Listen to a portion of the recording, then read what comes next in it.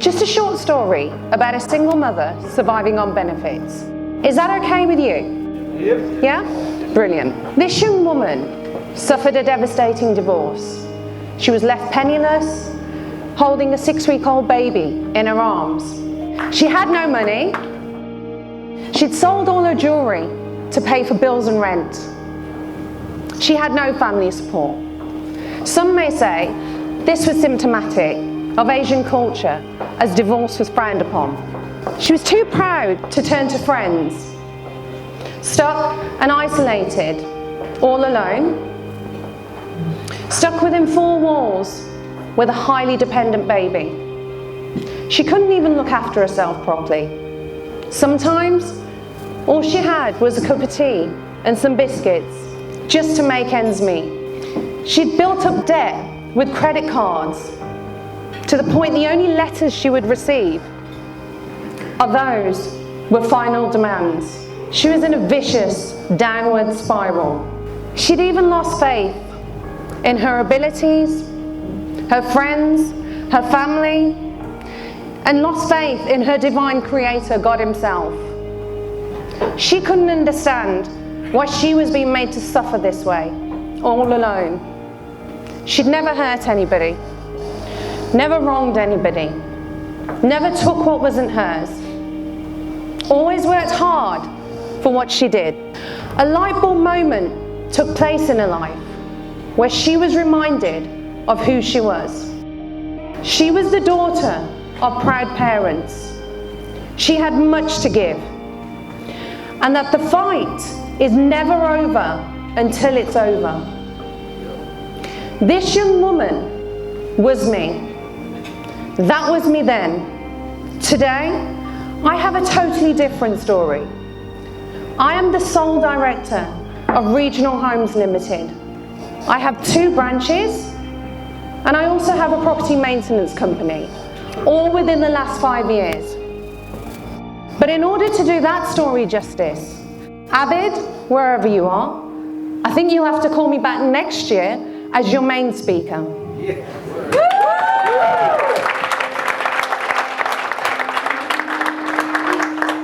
In order for massive change in our lives, we must take massive action.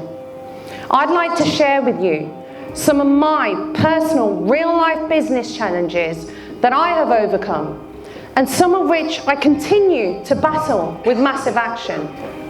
I just want to check, am I in the right room today?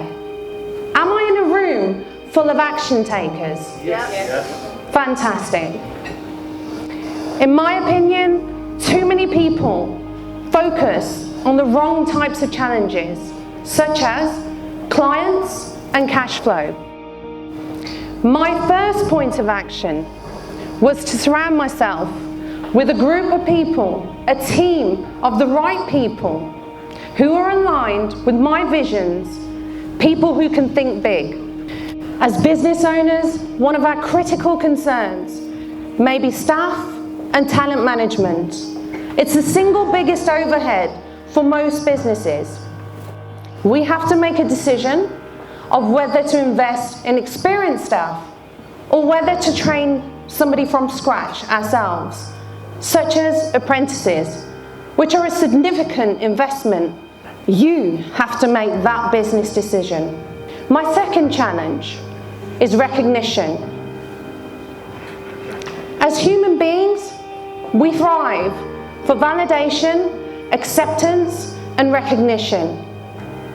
Recognition is a key human need for business owners and entrepreneurs.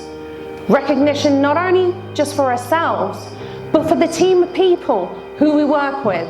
If you look after your people will look after you.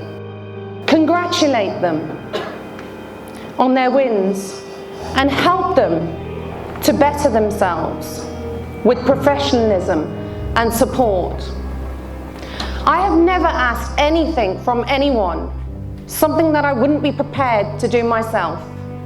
I have a principle: don't tell them, show them.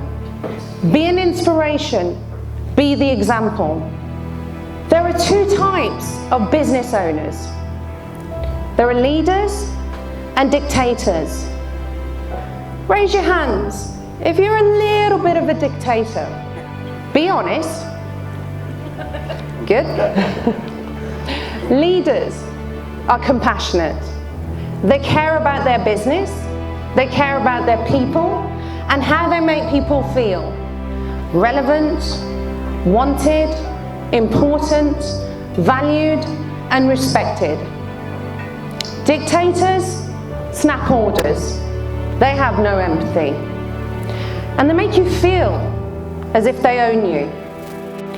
Weak people rule by bullying, intimidation, and leverage people's weaknesses.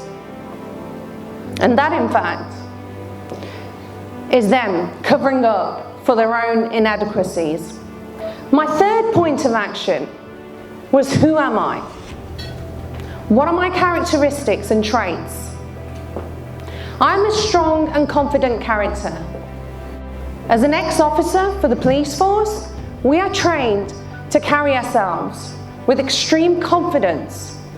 Where my character serves me is I command respect and I give respect to all. As business owners, we hold tremendous power and influence. But it's important to get the balance right between arrogance and ego. Your people won't remember what you do.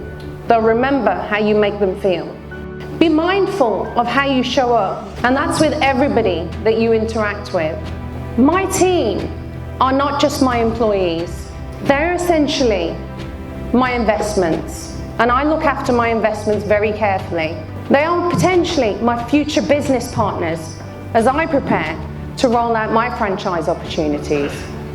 Get the balance right between the time you give to your business, your clients, and your family.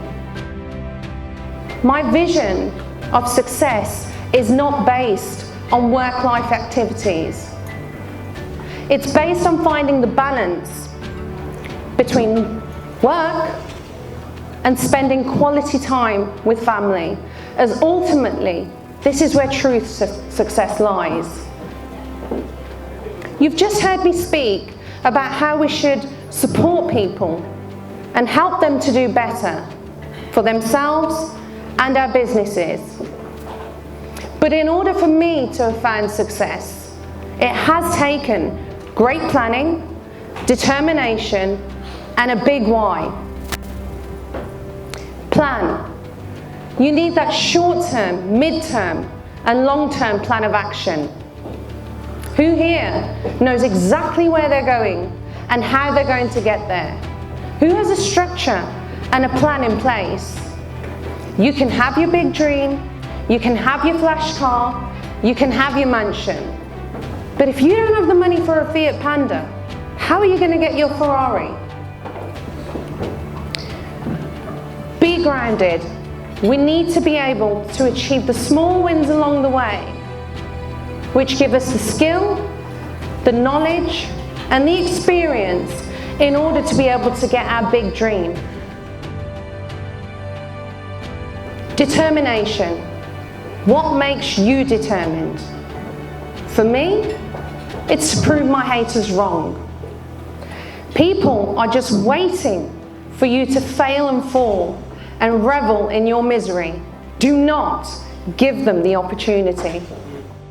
And finally, why? Why do you do what you do? What inspires you? What motivates you? What makes you determined? My why? My children. And for those who tried to hold me back, for those who didn't support me, for those who told me to stay in my place, but most importantly, those who underestimated me. Never underestimate the resolve of a lioness protecting her cubs. Woo. Ladies and gentlemen, thank you for listening. That's my story, and I'm sticking to it.